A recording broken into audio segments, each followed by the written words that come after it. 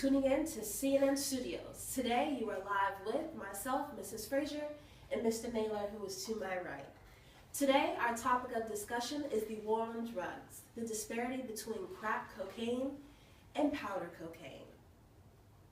African Americans comprise 14% of regular drug users, but are only 30% of those arrested for drug offenses.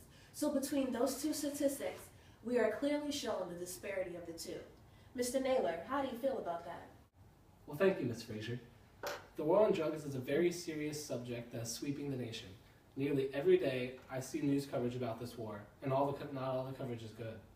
Many negative stereotypes about African American communities are portrayed through the stereotypes that are seen in the media.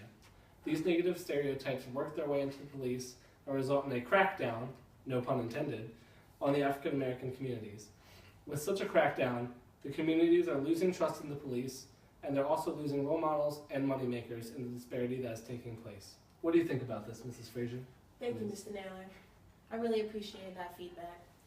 Also, with drug use and abuse between African Americans and poverty levels, it is extreme of those natures. Ms. Christina, who is live with you in Detroit, Michigan, has more with this story.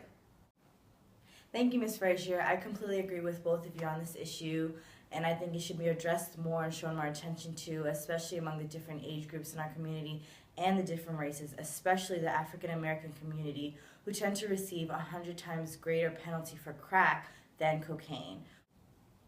And now we have a video clip that shows the disparity between crack and cocaine. Just fist bump and hit me.